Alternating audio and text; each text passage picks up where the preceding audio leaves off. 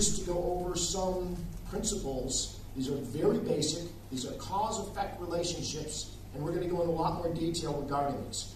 But here's what we're going to do. We have an asset. We're going to see what happens with these principles as it relates to call and put prices. If we have an underlying price, right, and the price of that asset goes up, call premium value will go up. Put premium value will go down.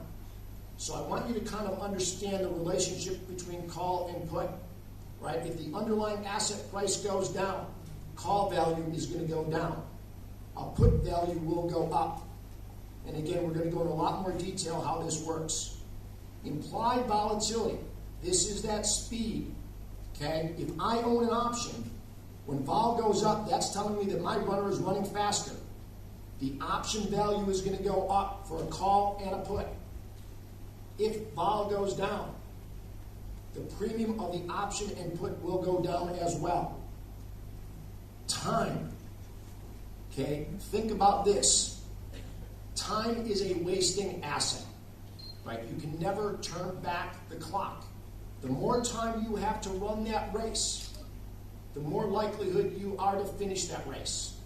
Okay, time is a wasting asset. It only goes in one direction. If you own premium, it will go down. Premium or time is not your friend if you are long premium.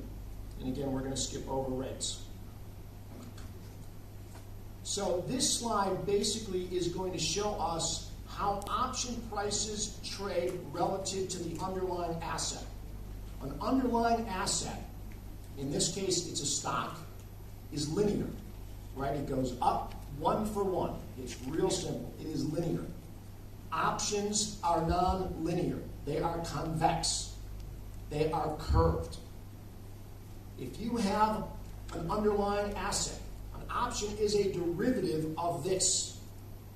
If the underlying asset goes up $1 and your option price goes up 50 cents, that is delta.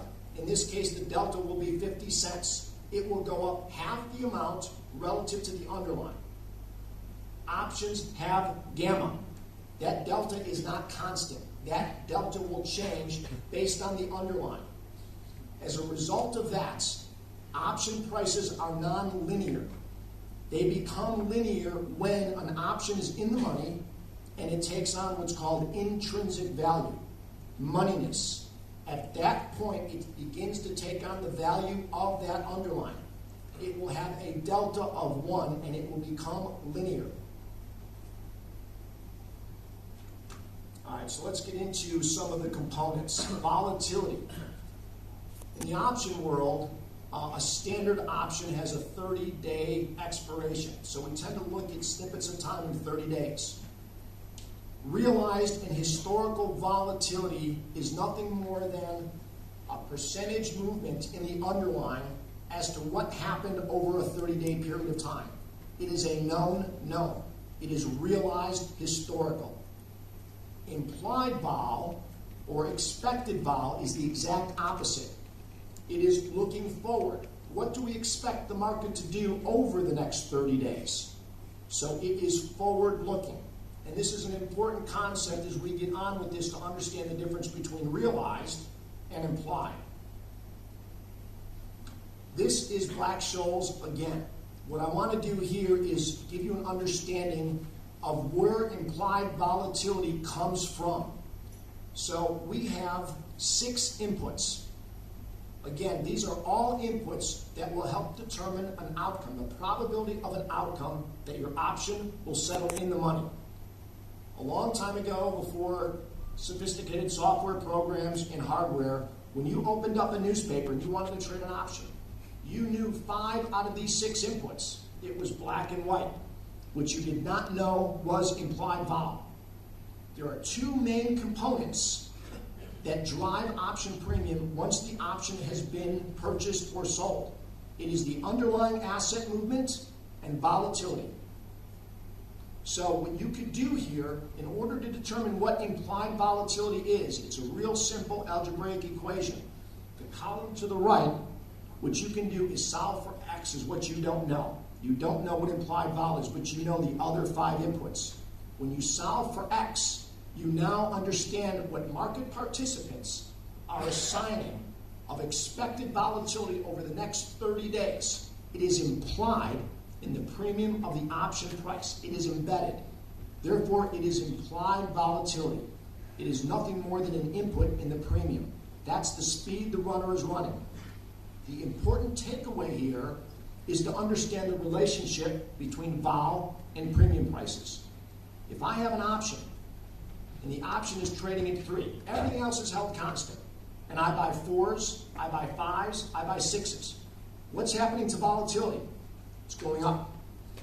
By default, that X value is going up. It's because as an option trader, I'm paying up premium because I now think that volatility is going up. So therefore, I believe that my option has a greater chance of settling in the money. I'm bidding up vol by bidding up premium. If I'm now selling premium, I'm selling 5s, 4s, 3s, 2s. What's going on with vol? It's going down. They are correlated. Okay? Vol goes up, premium goes up. Premium goes down, vol goes down, and vice versa. They are correlated. It is a very important concept to understand. This is time decay. When you own an option, it is an asset. It is a wasting asset. It's very similar to owning a car. And I know that a lot of you in Singapore probably don't own a car because it's really expensive, but trust me on this. The day you buy a car and you drive it off the showroom lot, that car goes down in value. Options are a wasting asset. And we'll get into later on how it actually accelerates as you get closer to expiration. But it only goes one way, right? You cannot turn the clock back. So what I want to do is now begin to talk about strategies. So I think what's important is